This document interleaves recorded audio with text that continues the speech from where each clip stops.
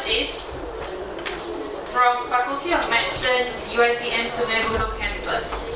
He began his profession in medicine way back in 2009, has vast experience in his field and actively involved in related research. Dr. Zairi Sani will be speaking on the relationship between mental health and cardiovascular disease. May I call upon Dr. Zairi to come forward to deliver his speech. The platform is yours, Doctor. Thank you very much. Thank you very much. Thank you for the kind introduction.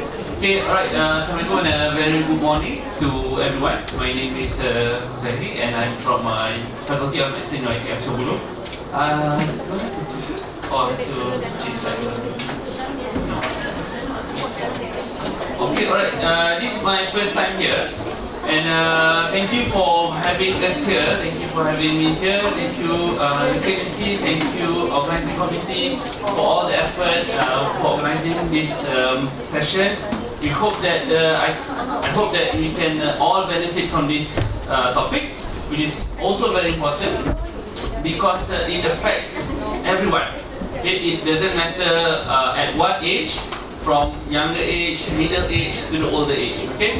And also it is really irrespective of gender, okay? And it affects the man, it can affect also the male, okay? Women. So, can we start or can we call the others to come in? Okay, I think we just move on and then we will let them join in a while. So my slot will be 1 hour. So it will be a lecture session first, followed by Q&A. Alright, so it'll be more interactive. As well as if there's any question, please feel free to stop me. And also there will be quiz at the end. Okay. Alright, so we will start with the lecture. Alright.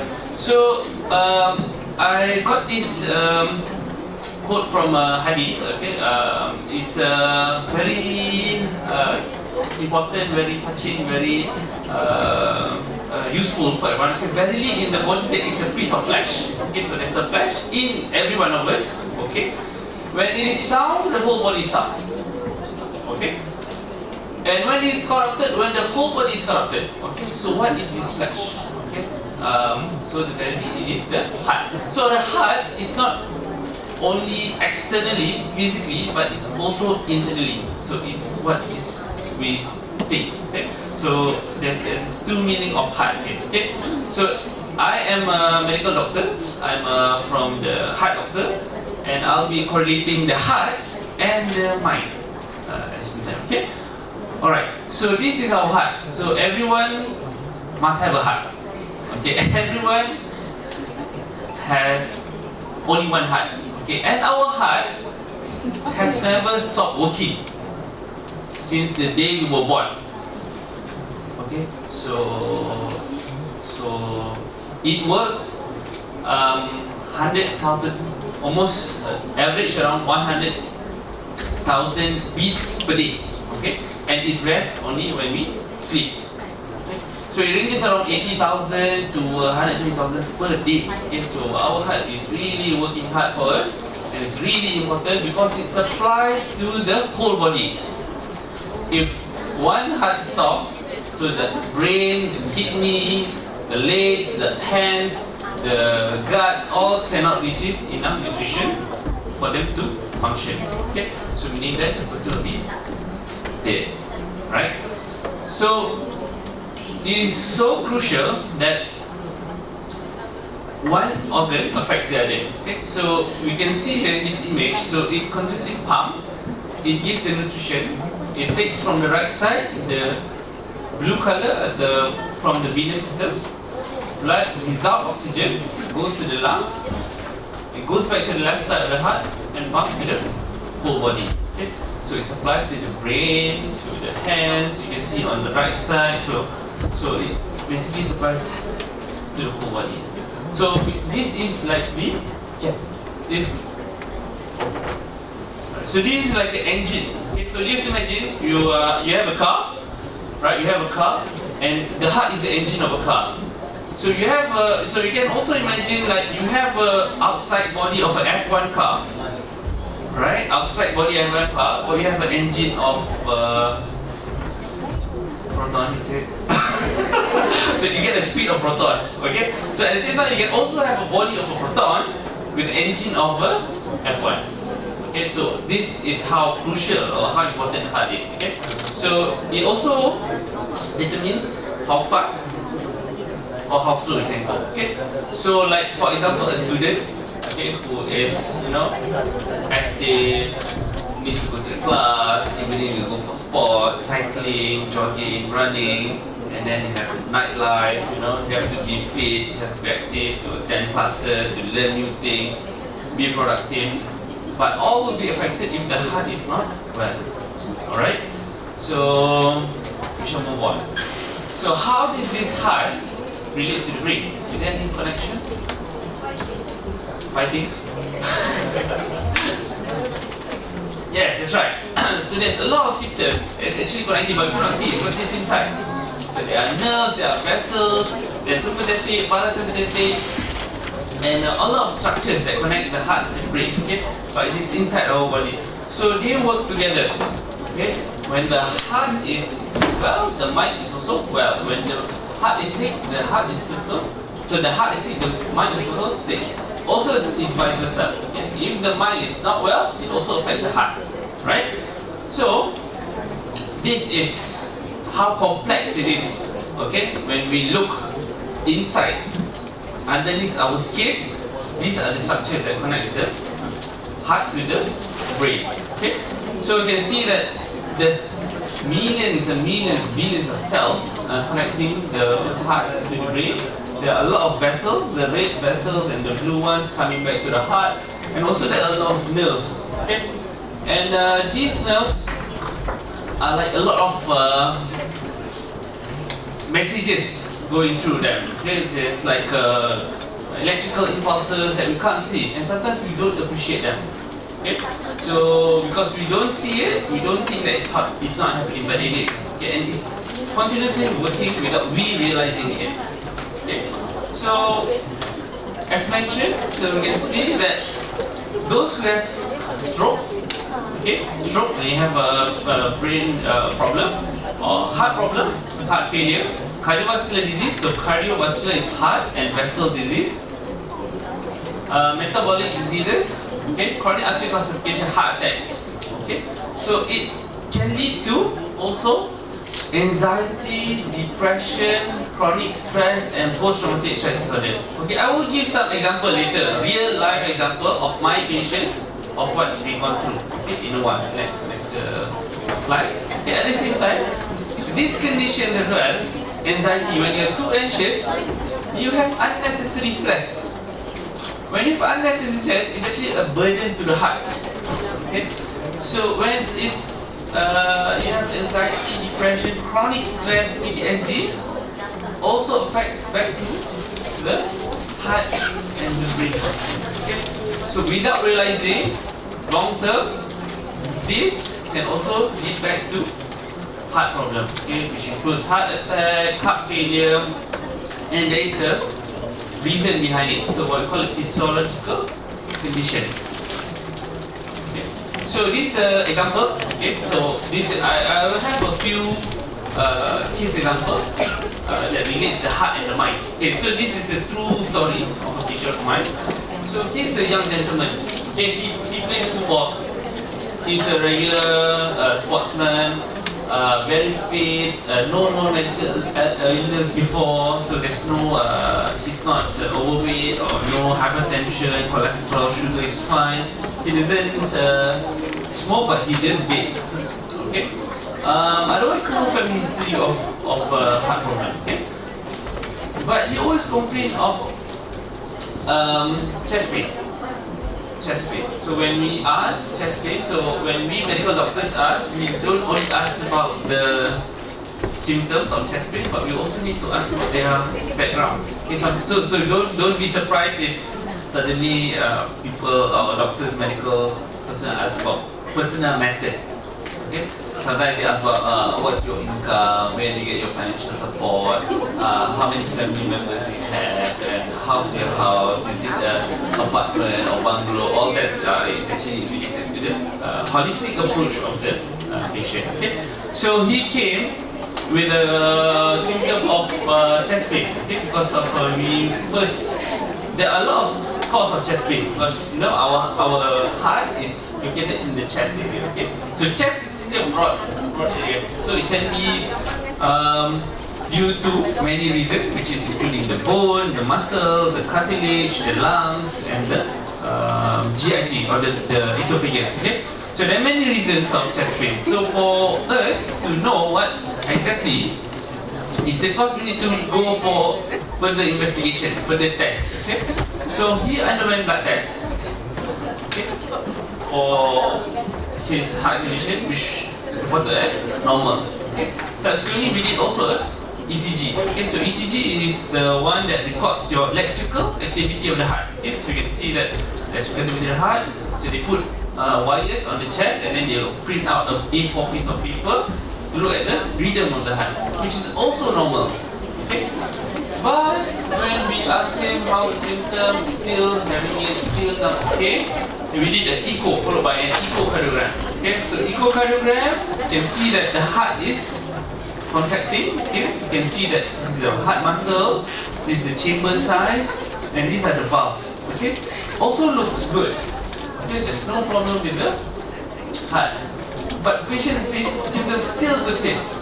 Still, the person say that, doctor, I'm still having the chest pain. What could be the reason? So coming from a medical background, heart doctor, we further investigate what is the cause of this, the chest pain. Then we proceeded with the CT scan. CT scan also reported as normal. Okay, and after we have done everything, all the tests that we have, and told him that the heart is fine. Okay?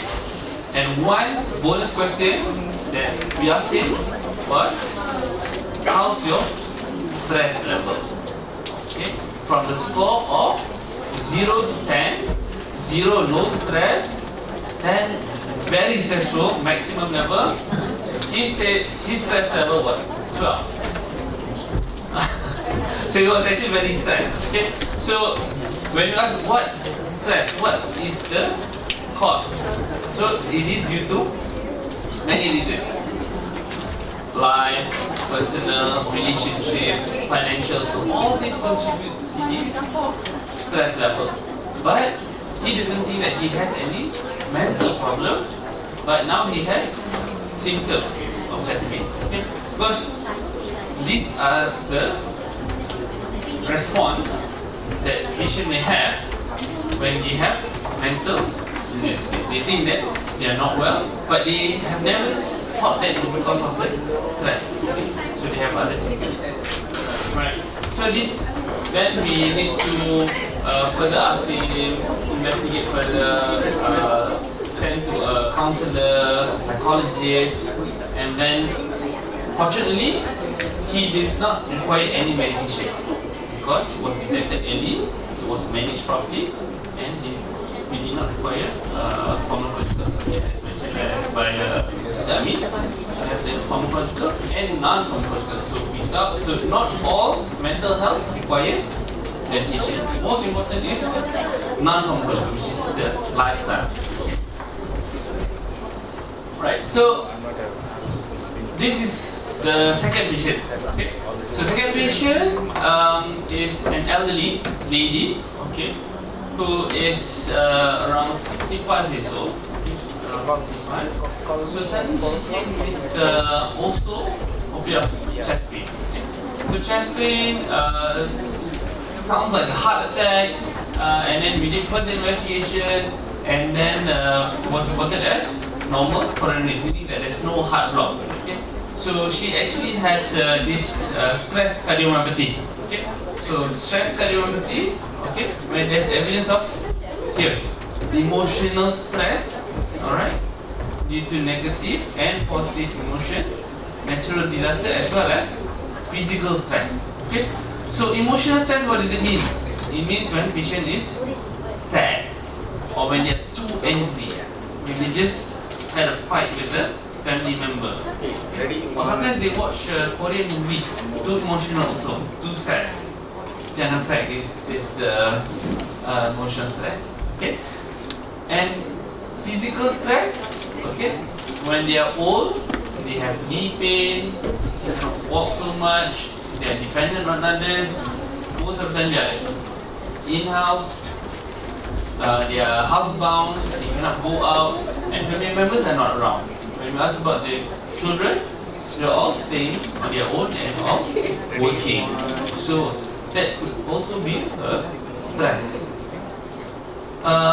Others could be abuse, okay, such as medication or intoxication and drug withdrawal. Okay, so this is seen, okay, as risk factor here. So female, okay, post-menopause. So our same like our patient, she was 65. Background is schizophrenia, anxiety, depression, asthma, diabetes, chronic medication, and also substance abuse disorder. Okay, so all these may lead to stress cardiomyopathy. Okay, so stress cardiomyopathy is also a serious condition because it can be a life-threatening condition. Okay, almost 20% of patients with stress cardiomyopathy can be fatal. Okay, the patient can pass away because of stress cardiomyopathy. Alright, so next case, okay, next patient. So very young gentleman, okay, 23 years old, just graduated from teachers college. So now a fresh grad working as a teacher in the government school. Was well, no medical problem before. One day came in because of chest pain, typical chest pain. Okay. So he first never thought that it's because of a heart. Went to the general practitioner and then was discharged home. But the symptoms persist. So the symptoms persist and then it got worse. And we asked him, do you have any risk factor? Because 23-year-old unlikely to have a sudden heart attack without any medical problem. Those with heart attack, they will have medical problem. Cholesterol, smoking, family history, genetics. Okay? So from the risk factor, he only has history of parents with a heart attack, okay, at a younger age. Then we did an ECG, and this is the one that mentioned. They put the wires on the chest and then put it on a piece of paper and found to have heart attack. So he was then referred to the hospital, and we did further investigation and treatment for him. Okay, so this is the first anatomy of the heart. Okay, so on the left here, so this picture is darker and not as nice as the middle one. Is because of this is the real actual from the cadaver. Okay, so this is the real actual heart size and anatomy from the cadaver, and is kept in a formalin, okay, to preserve the anatomy of the heart. So it's the size of like a piece of our hand, and it's on the left side of the body. Okay? So what you can see here is our heart has 4 chambers. It has right and left, and the blood vessels, the red small ones, are actually supplying oxygen to the heart for it to function, for it to get nutrition, oxygen, for it to pump, for it to work. It's like the petrol to the car. Okay, so it's coming through this small vessel. Okay, this right side, the red vessel. And the blue ones are the ones that they oxygenated back, so this is going back to the lung to get the oxygen. Okay? So on the right hand walls is a cross section. So if we have a heart and then we cut into half. Okay, when we cut into half, then you can see the rooms inside the heart. So we have the right side, left side, and we have the atrium and ventricle. Okay? So the blood, the blue one, the blue pipe will send blood to the right side, goes up to the blue pipe to the lungs, and then come back to the left side and pumps the red blood, oxygenated blood to the other parts of the body. Okay? So this is to show the anatomy of the heart, because when we did the angiogram for him, so this is coronary angiogram. Okay, so how we do this is we go through the vessel from the head or the thigh. Okay, so we bring the vessel. So you can see there's a catheter up here. This one, catheter. So there's a catheter up to the heart, and then we inject the dye or the contrast to see the flow inside this small vessel here.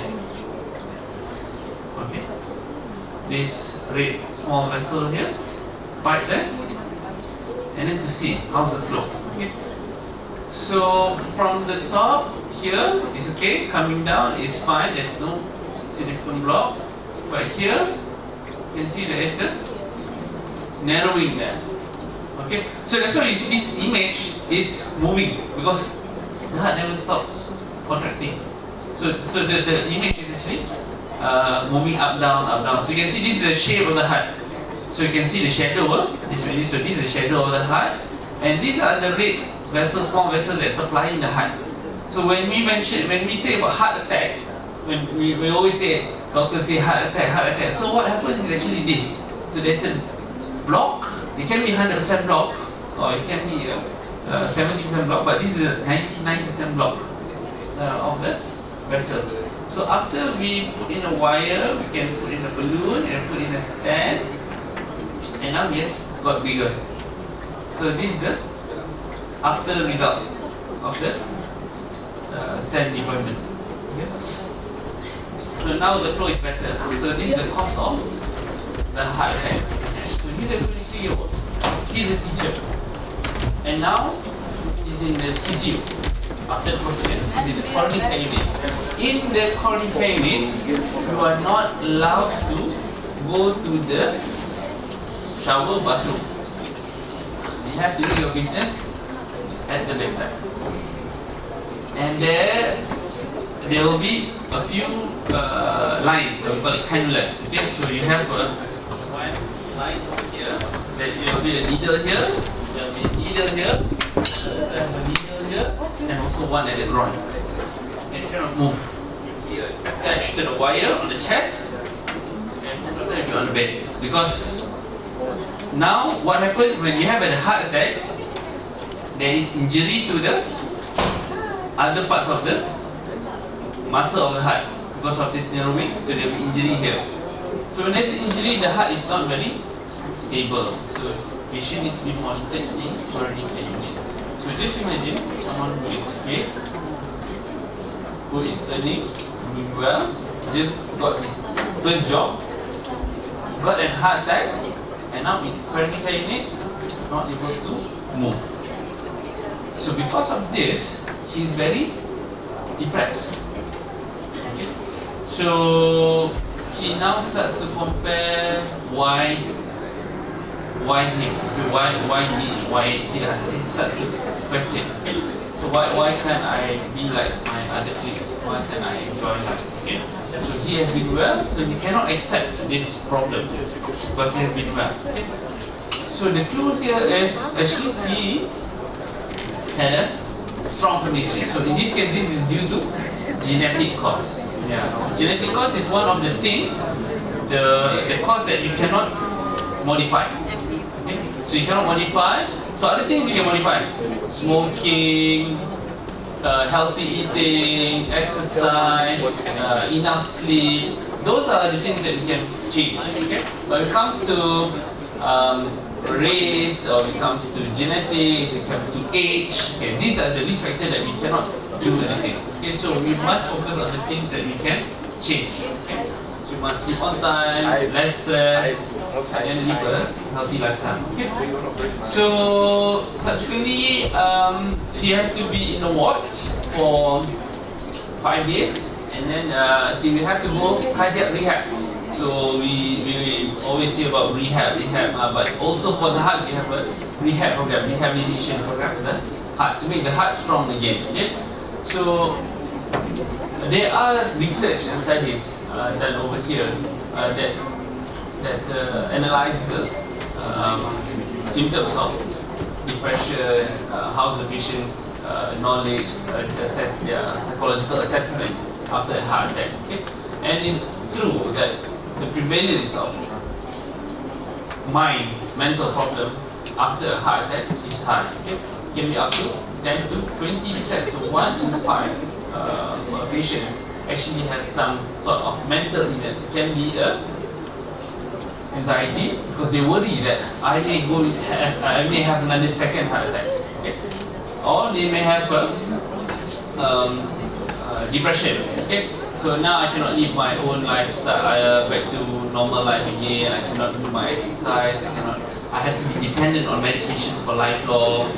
So there are a lot of things that matters when it comes to the heart and the mind.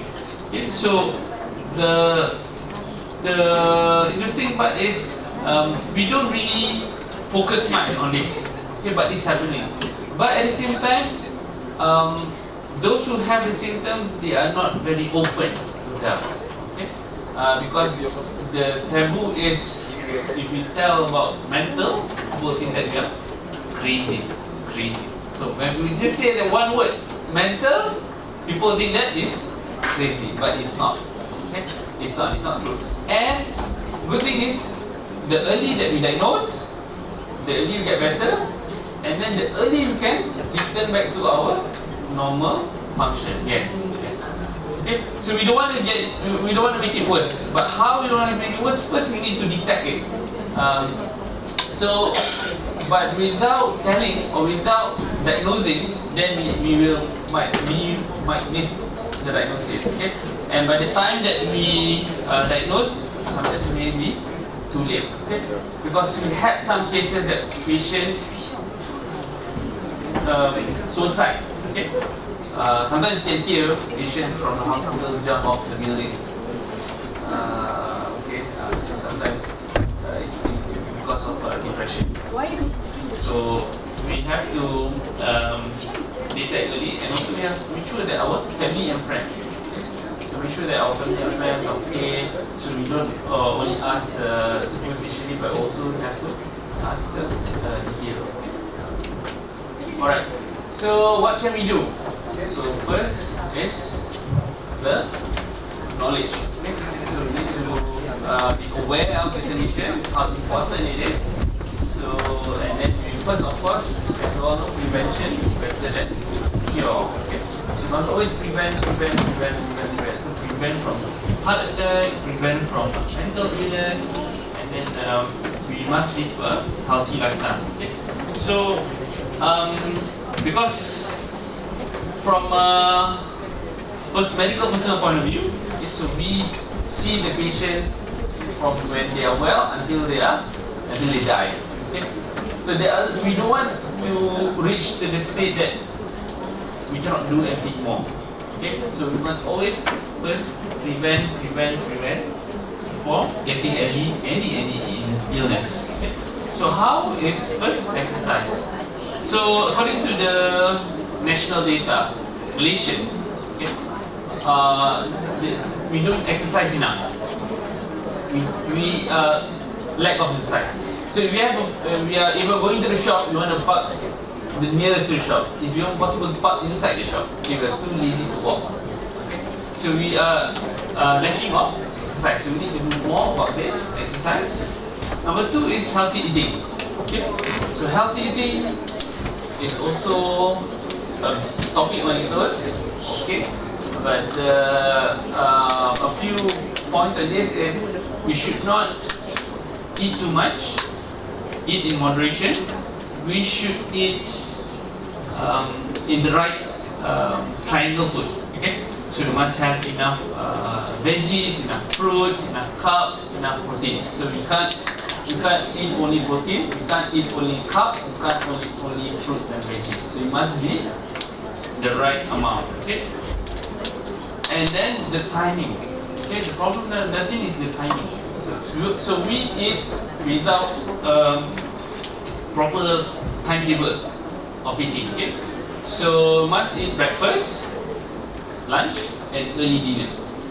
Okay, but a lot of us, including myself, sometimes we skip breakfast, we eat lunch and heavy dinner, or heavy supper instead of dinner. So also not healthy. Okay, so we must have a healthy eating, and also not to forget, not the food, also the drinks. Okay, some people nowadays the trend is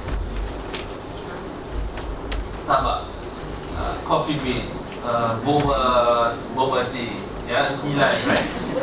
So all these are colored drinks, and they are all sugar drinks, okay, which is not healthy. And without realizing, we are consuming every day. Every day we are consuming 3-in-1s, okay.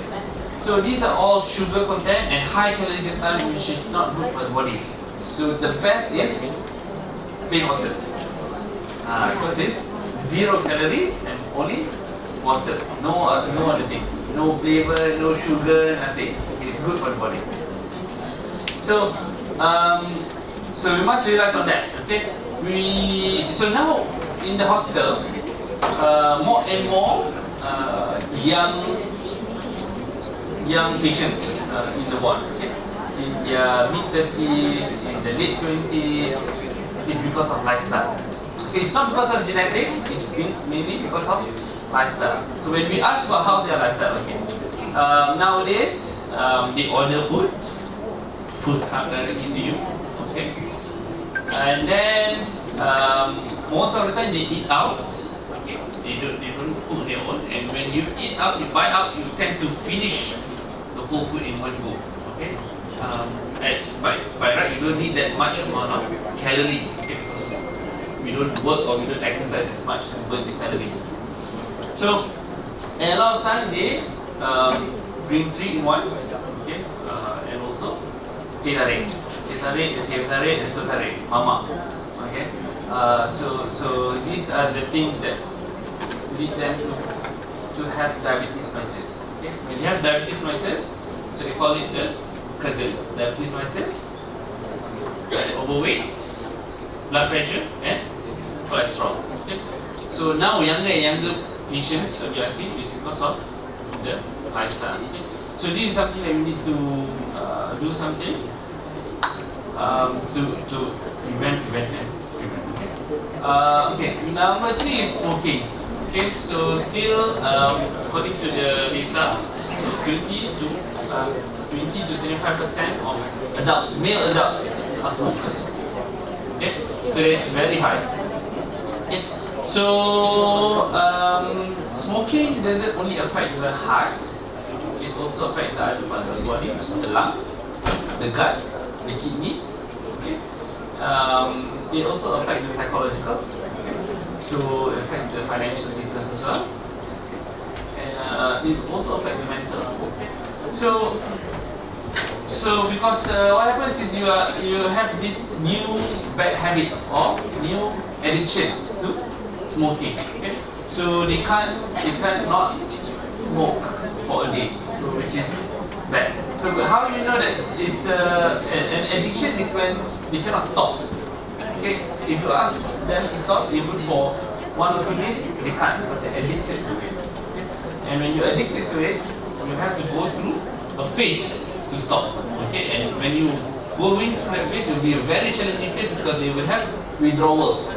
So when you withdrawals are the symptoms that you will have when you stop something. Okay, so they will have their cravings, they will tend to binge eating and couldn't sleep at night, feeling anxious and getting angrier. Okay, very irritable.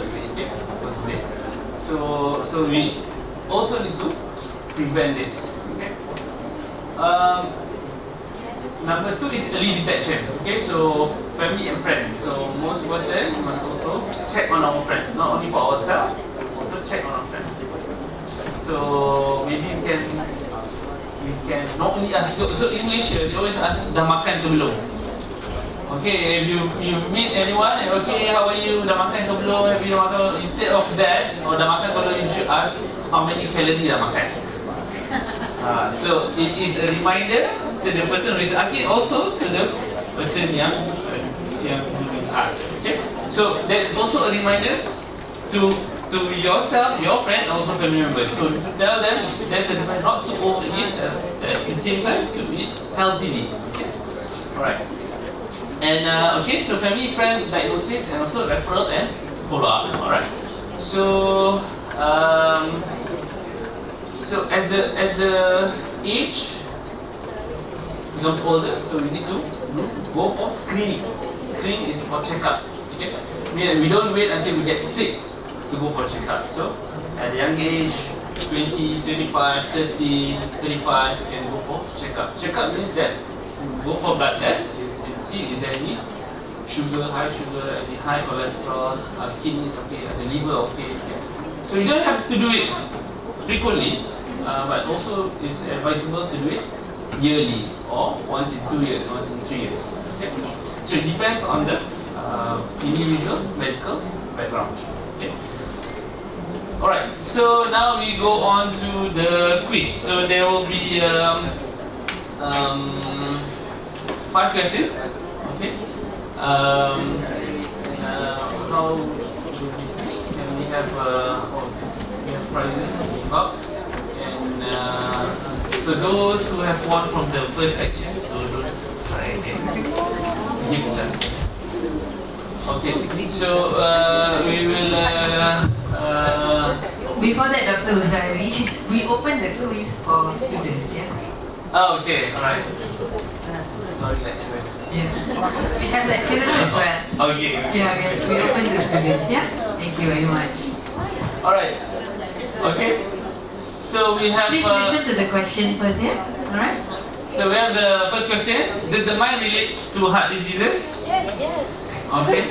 Alright. Okay.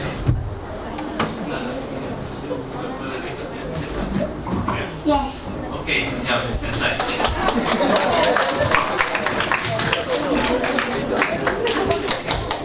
Doctor, there are comments that they are making statement that it's very easy. So maybe you can increase the difficulty. Okay. Increase the But difficulty. the questions are already quick. Okay, alright. So we see. Now, introduce your name and death date. Not sitting there and take. Now, open mask, take your name. You go.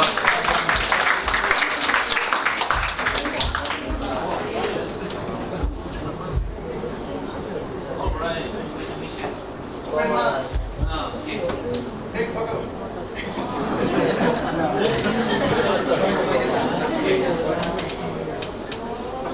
Looking Instagram, huh? Alright. Okay. Next question.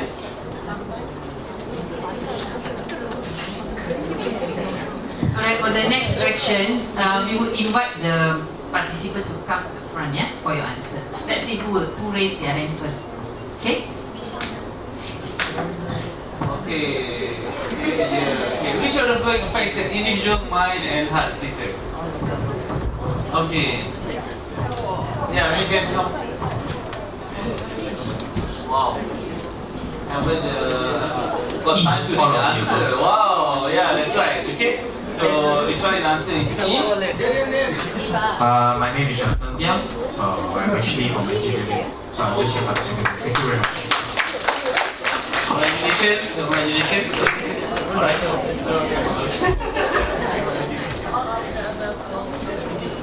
Okay. So we must exercise. So it's recommended that we exercise how much?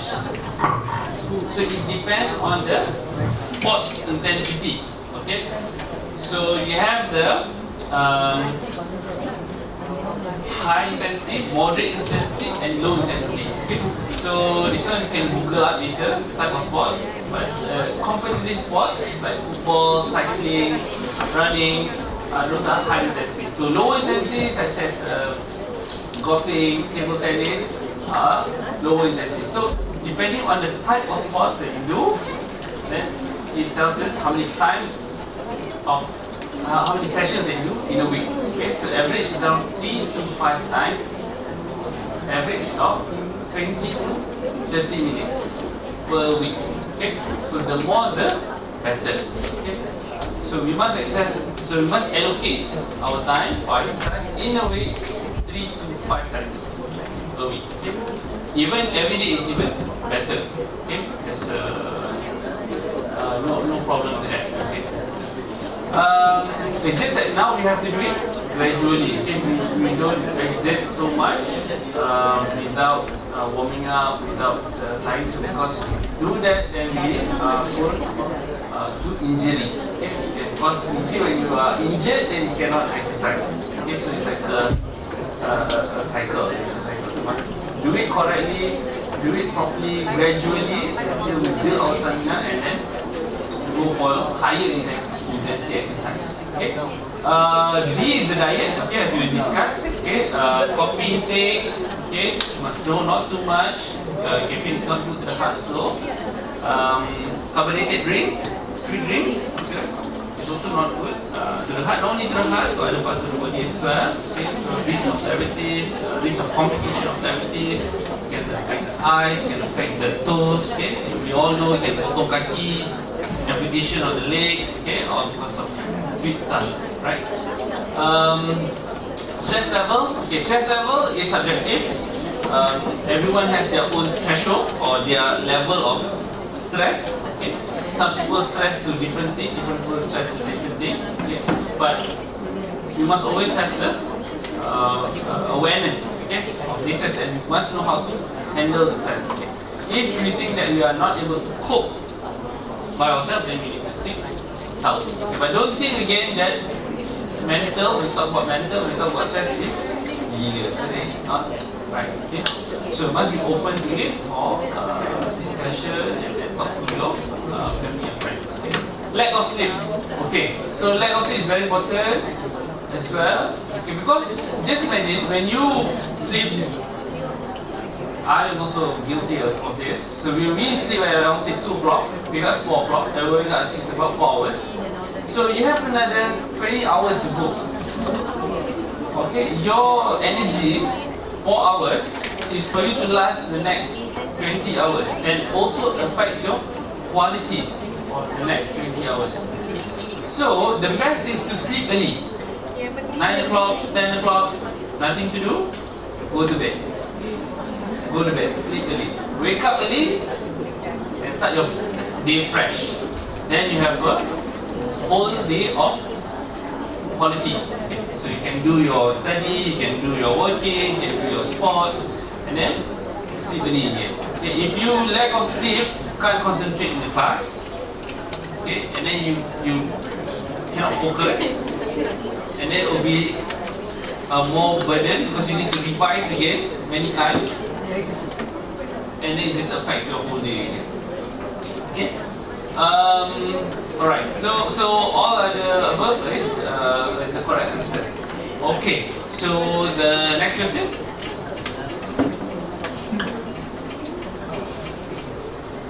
Alright. What is the diagnosis that causes heart attack due to emotional stress?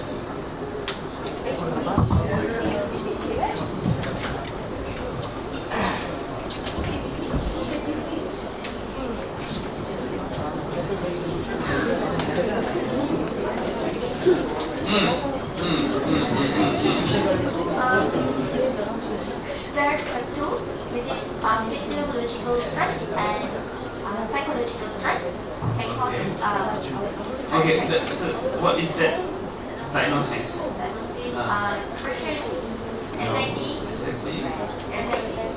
No. It is a diagnosis of the heart due to emotional stress. There was, remember, there was one slide that, no, there was one slide, the chat, the one that with the diagram, the image is now, there's two things. Okay, alright. Maybe another person, you chance to another person. You want to try? Come forward.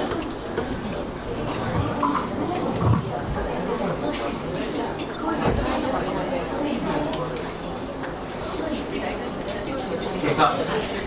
We bring the mic over.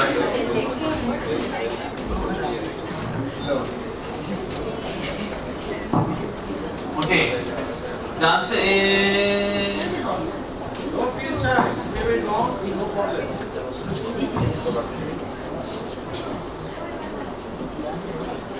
No? Can I try? You want to give it a try? You want to give it a try first? Sure? Okay, alright. So we give the stand the back. Sorry? Broken heart syndrome. Broken heart syndrome. Yes. It's also called the broken heart syndrome. You're right. Come.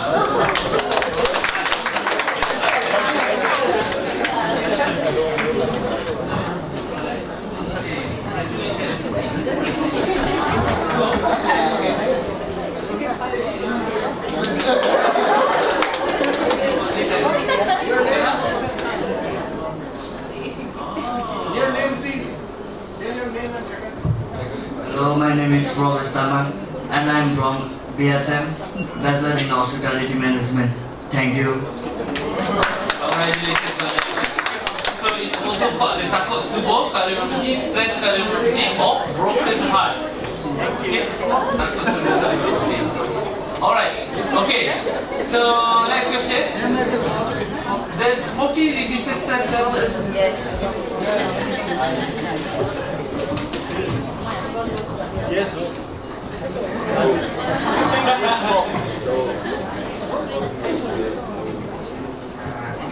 or no? Yes, because of the nicotine in the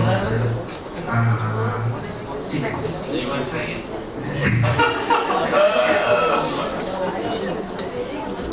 Try it? No. The answer is false. Okay, never mind. It's a good attempt. So yeah, I think you can have this.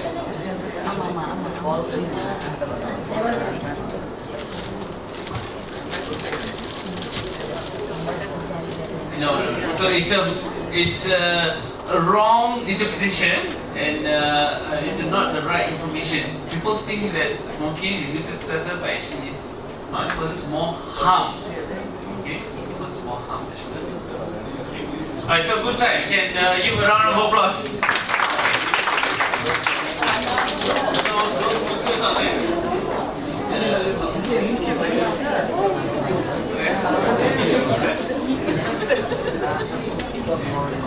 My name is Izan Sufi from Bachelor of Pharmacy. Okay, alright. One more question. Alright. So, last question. Okay. One Richard.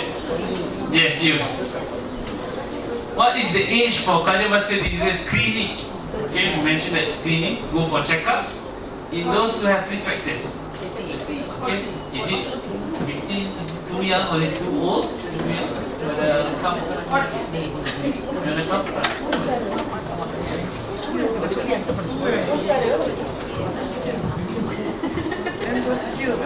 C, 40. 40 is those without risk factor. So these are those with risk factors. So risk factors mean that those who have medical problem, so we have to check them 35 younger. Okay, you wanna give your friend a try? Yeah. Oh, they should have said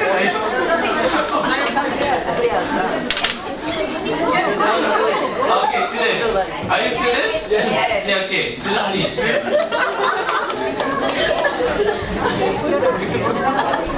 So 30.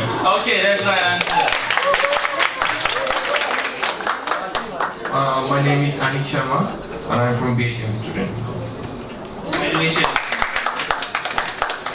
Okay, so what does it mean by this is, even though you don't feel anything, you don't have any symptom, you don't feel sick, you don't have chest pain, you are well, you want to go for checkup, you want to go for screening.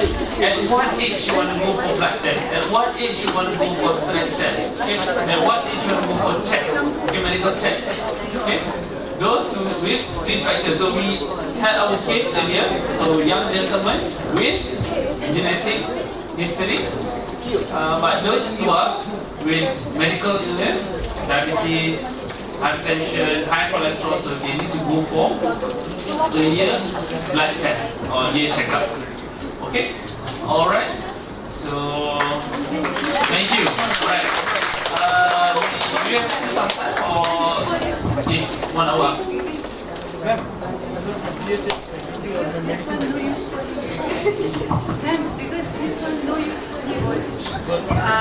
Thank you very much, Dr. Huzairi Sani, for the insightful sharing on the topic. Your heart is your engine. I like that quote, Doctor. Take good care of your engine by adapting to a healthy lifestyle. Alright, be alert of the related symptoms, alright, of the heart. And also, that will actually help you for early detection. And also, for people with existing disease, to comply with the treatment and also regular follow-up. Congratulations to all the winners. As to appreciate Dr. Huzairi Sani for his valuable contribution. Okay, before we appreciate you, Doctor, maybe we open the floor for question and answer.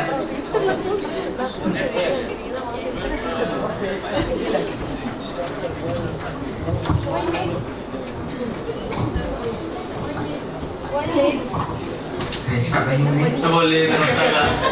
Cuma I'm aware that also some foreigners, international students. Yes. Right? Okay, nama sini. Boleh.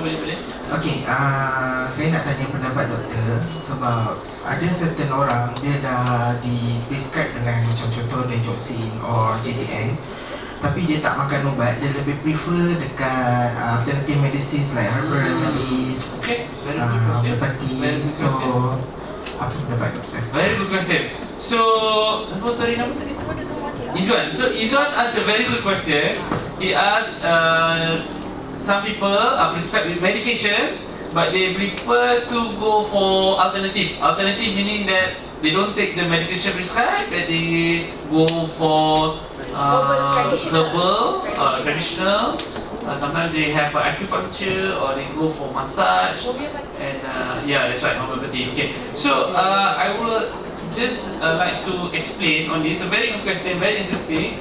So the difference is in medicine, for medicine or for example vaccine, okay, because of recent COVID, they must have evidence, must have proof to show that it is good, it helps, it treats more than it gives harm. Okay? So for example, medicine A, so dia must be proven to can treat the condition before giving to anyone. Okay? So how they do it? They go through trials, experiments. Okay?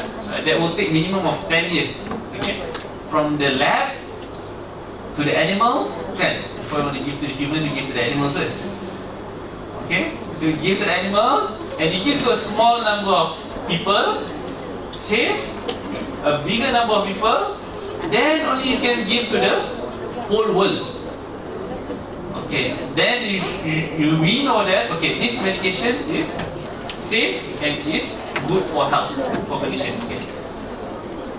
Some alternative, now we've seen a lot on Facebook, on media. Some of our aunties, uncles say ubat ni, ubat tu, recommended to take. They have no proof.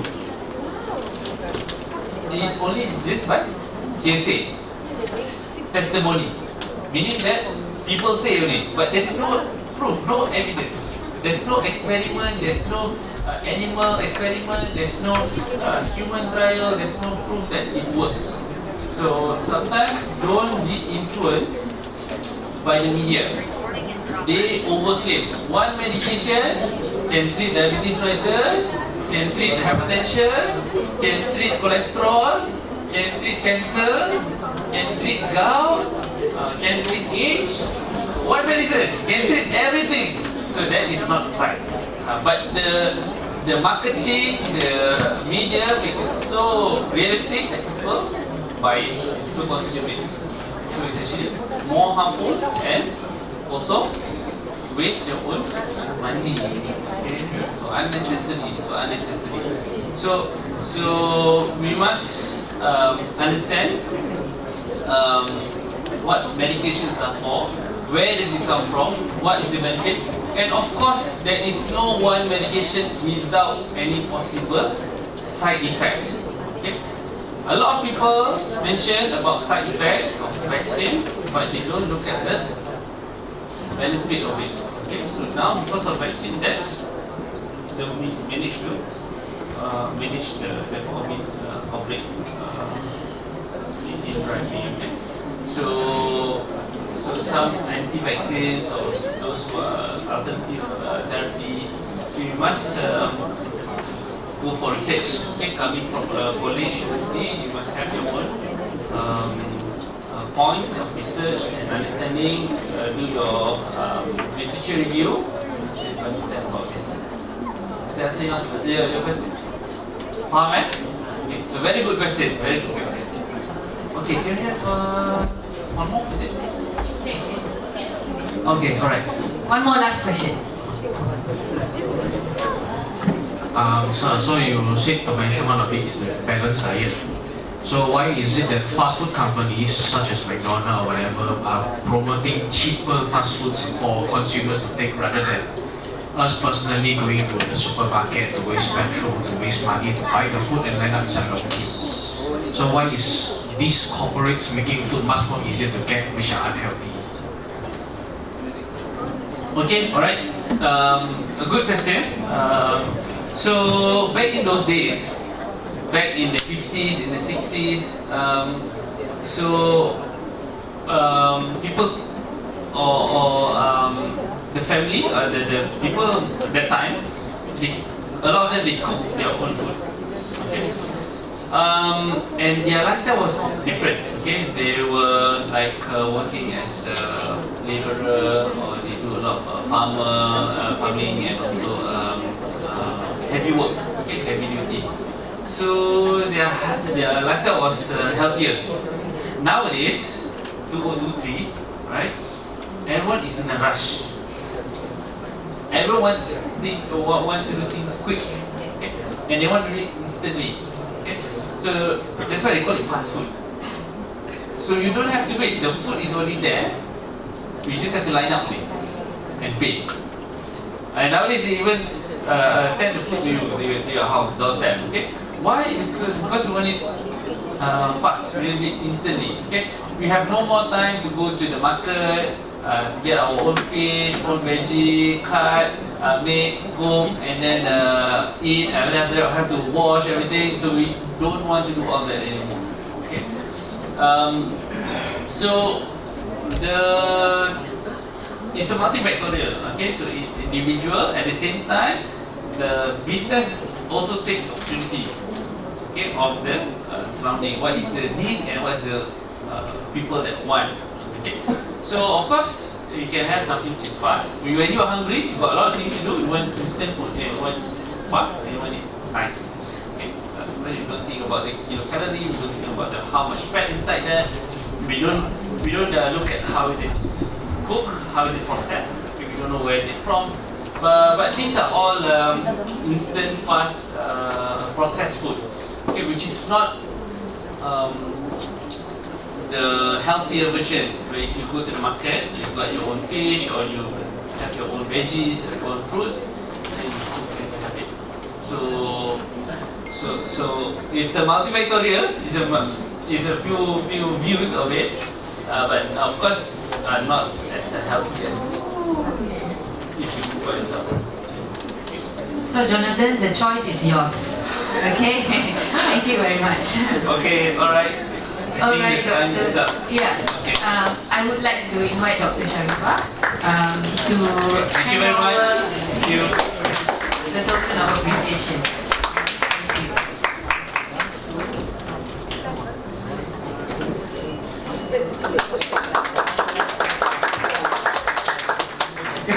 Thank you very much, TS Dr. Sharifah Shafinas and Dr. Huzairi Sani.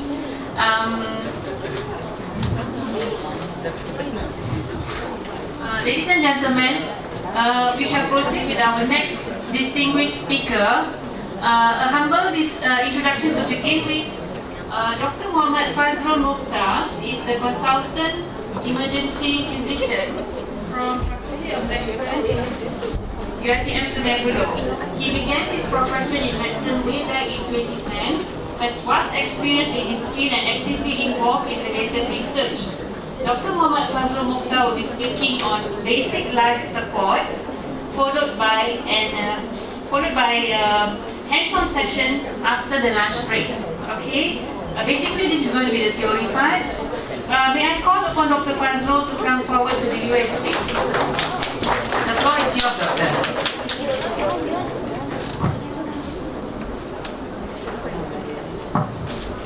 Assalamualaikum and very good afternoon. Thank you for your kind introduction. My name is Fazrul, and I'd like to thank the organizer for inviting me today and to get me to speak with Dr. Huzairi. We have been doing this CPR and cardio talk for quite some time already, but we have stopped doing it since COVID. So it's good to be seeing Dr. Huzairi again after so long. Alright, I'll be talking about CPR. Okay, have you heard about CPR? Do you know what CPR is? Cardiopulmonary resuscitation, alright? Have anyone here performed a CPR on a cardiac arrest victim before? No? Have you ever experienced seeing someone performing a CPR? Real life experience, or you watch on TV? Real life? Oh, right, okay. Okay?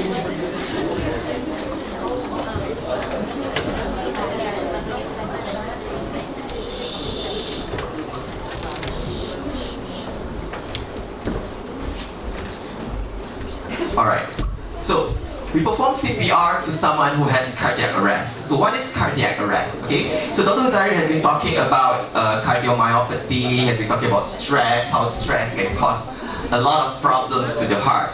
Alright, so now I'll be talking about what can we do when the heart stops beating. Okay, so when we have cardiac arrest, okay, cardiac arrest is, well, it's a life-threatening condition when the heart comes to a standstill. It doesn't pump anymore. Alright? It can come suddenly or in the wake of other symptoms. And it's, of course, cardiac arrest is fatal. When your heart stops, you die. Right?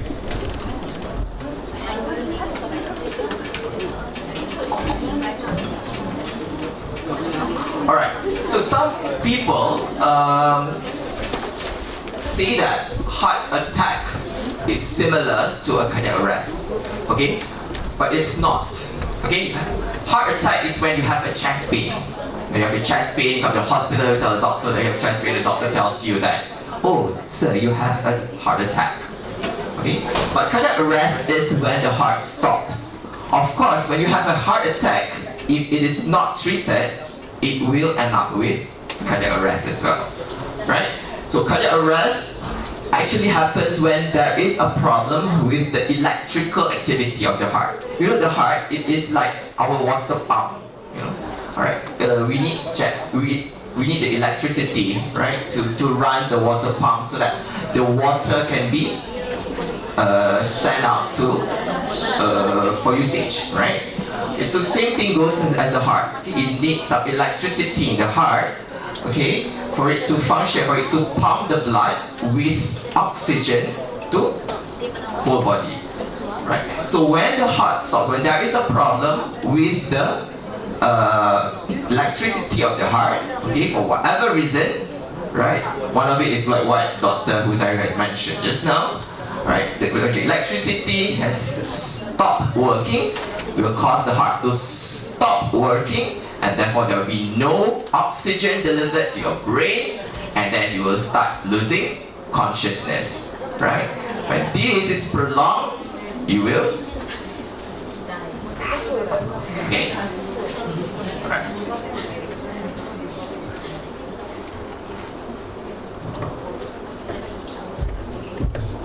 Alright, 50% of all cardiac arrests are witnessed by bystanders. This is a fact.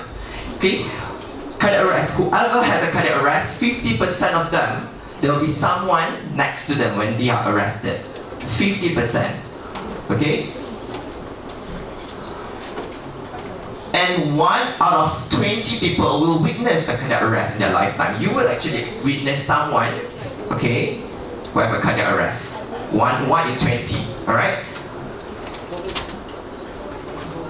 Because cardiac arrest can strike without warning. Okay, however, although 50% of the cardiac arrest, okay, will happen with a bystander next to the victim, unfortunately, the bystander do not know what to do when the cardiac arrest happens. The bystander is someone who just happened to be there. Either your relative, your friends, or you're just passing by the area. Okay, unfortunately, these bystanders, okay, they do not know what to do. They didn't even know how to recognize that that is actually a cardiac arrest. They thought probably it's pingsan, tidur, sleeping, they're just, being unconscious, or the person just fell and not responding. They don't know what to do. Okay, they don't know what to do. Okay, all right. They get so panic. What happened? Okay, so panic and you can't think. You don't know what to do. All right. So when that happens, you are actually causing a prolonged time of the heart not beating, a prolonged time that the body organs do not receive oxygen. Okay, all right. Somehow you're basically worsening the victim's condition. Alright, this it is a chain of survival. You can see this is called a chain of survival. Chains of survival. Gelang, chain, rantaian, chain of survival. When someone has a cardiac arrest, okay, there are chains of events that will occur, that must happen for us to get the victim survive the arrest. Okay? If we don't carry out these items listed here, the victims will die 6 feet underground. Okay? Alright, so there are chains of events. Okay, that's why it's called chains of survival. Okay, how to make the cardiac arrest victim survive.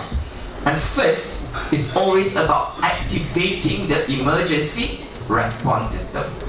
Activate the emergency response is when you call, what's the emergency number?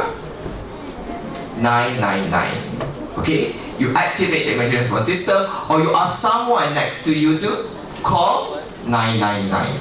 Okay, when you find someone who is unconscious, alright, and is not breathing, you don't be a hero to bring and carry that person into your car and drive that person to the hospital, because you're just wasting your time. Okay? The time that you take to bring the victim to the hospital, alright, for example, the hospital is 30 minutes away. That 30 minutes can be spent to do CPR. Rather than you drive and can't do CPR. Isn't it? Okay? Alright, so activation of the emergency response must be the first step. Okay? You call 999. That is in Malaysia. If you go to the overseas, it can be 911, it can be 122, 121. It depends on the country. In Malaysia, it is 999 for all emergency cases. Okay? Next, okay, when you know that the person is in cardiac arrest, you activate the emergency response system, and then second is you start CPR immediately. Okay, you start CPR immediately, and then it goes to the third one is defibrillation. Remember, I told you just now that when the heart stops, it is actually because of the electricity, right? So some problems with the electricity system in the heart. Okay, so you're trying to defibrillate the heart. Okay, to stun the heart, right, to provide a high energy to the heart. Okay, you shock the heart so that it helps to pump again, to restart. Somehow you reset the computer, so you restart the heart. Okay, by giving the energy using the AED defibrillator. Okay, I'm going to show you later. Okay. Alright. These 3 steps are the most important steps because these are the first 3 steps, okay, in the chain of survival for you to help revive the victim. So it actually depends on all of you, the public, right? All of you, everybody must know how to do CPR. It is not a knowledge just for the health personnel. Everyone, whether you are in engineering, whether you're in architecture, you are in art and design, or wherever you are, okay, you must know how to do CPR because the first 3 steps actually depend on you. Okay, you cannot jump straight to number 4, you know, because if you didn't do number 1, you can't jump to number 4 because you have to take step by step, right? Next will be advanced resuscitation, when the ambulance arrives to the scene and the paramedic will take over the resuscitation. Okay, alright, the paramedics will provide drugs, okay, they will do certain things and they will bring over the victim to the hospital. If the victim survives the arrest, okay, the event, alright, the victim will be sent over to the ICU. Alright, sometimes we send over to Dr. Huzairi's team. Huzairi's team will do the angiogram. Okay, angiogram. You remember this? Dr. Huzairi was showing the heart, the black and white video. Just that's angiogram. So Dr. Huzairi will be doing that. Okay, and we'll take care of the patient. We'll nurse the patient in the ICU. Right, and if the person survives that, okay, survives the event, okay, then we'll get the rehab doctors, rehab nurses, okay, rehab staff to help with the rehabilitation of the victim. Because we want the victim to have a good quality of life after he leaves the hospital. We don't want the victim to just, you know, being bed bound on the bed, and the family members need to take care of the patient, right? Okay, so we want them to be functioning. Okay, I have had a patient who survives a cardiac arrest and was discharged walking from the hospital. So that's the very, very good, successful story of a cardiac arrest. Okay? So it can happen, right? It can happen. Alright, so I've mentioned just now, why CPR? Because when cardiac arrest, the heart cannot pump blood. Okay, so therefore you need to do chest compressions, okay, so that you can help to mimic the heart, right, and keep the blood flowing throughout the body, okay. Alright, so this is an AED. Have you ever seen this device? Have you ever heard about AED? It's not AES, you know. AES is the one on the highway. Doctor, bring me the AES. It's not AES. It's AED, alright. Okay, you know what does AED stands for? Automated electrical defibrillator. Alright? Automated electrical defibrillator. If you go to some of the shopping malls, okay, you go to the airport, probably you don't, sometimes you tak kisah, you don't even bother to see whatever that is around you. If you go to the airport, you go to the shopping malls, or the hotels, or the conference buildings, you can see this sign, the lightning sign, and that is AED. Okay, it's not suddenly that it do for you to charge your phone, or it's not a place for you to charge charger or anything. It's actually an AED sign. Okay, alright. It is not for you to charge your phone. It's actually an AED sign. It's a defibrillator. Get this defibrillator whenever there is a cardiac arrest. Get this defibrillator to the victim. Alright. So if there is someone who has cardiac arrest, okay, and that the rescuer says, "Hey, you, please get me an AED." So you have to go and look for this sign and get the AED. Problem is that the person who goes and get an AED didn't even know what the AED is. They didn't even know what this sign stands for. Okay, so this is an AED, right?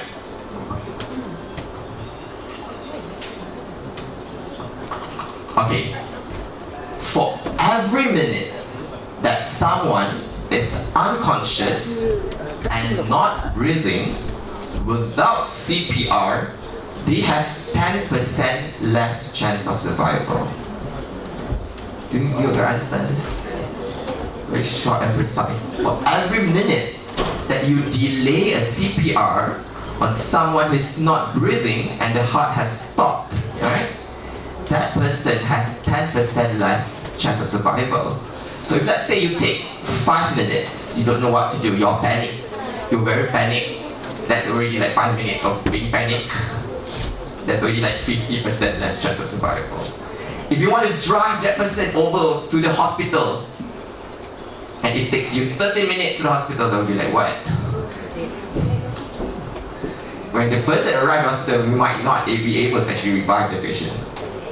Okay? Alright? So, for every minute that is someone is unconscious, you and not breathing, 10% less chances if you do not perform CPR. So what it means is that whenever that someone has a cardiac arrest, okay, not breathing, okay, you have to start doing CPR. Okay? And if you defibrillate this victim within the first few minutes of collapse, the victim's chances for survival are close to 90%. Right? Okay, so yes, there are not many AEDs. If you walk in other countries, okay, more developed countries, go to Australia, you go to the UK, okay, Australia especially, we walk a few meters, few hundred meters, you'll see one AED. You walk a few hundred meters, you'll see another AED. Okay, because they are very equipped with AED. Okay, they are highly equipped with AED. Unlike Malaysia, we don't see AEDs in many places. Alright, but nevertheless, okay, you can still perform CPR. Okay, so do not forget CPR. You have to do CPR, and if let's say you have an AED, it will help to increase the chance of survival. Okay. Okay, so now how do you want to recognize, how do you want to know whether that person has a cardiac arrest? Okay, so I've been talking about, what to do if you have a cardiac arrest. You call 999, you do CPR, and if there's an AED, you shock the patient with AED. But how to actually recognize that person has a cardiac arrest? Okay, when the person is, first, number one, he must be unconscious. Okay, not responding to you, unconscious. And second is, the person is not breathing. Unconscious, not breathing, that is a sign of cardiac arrest. Okay? Okay, so what to do? First,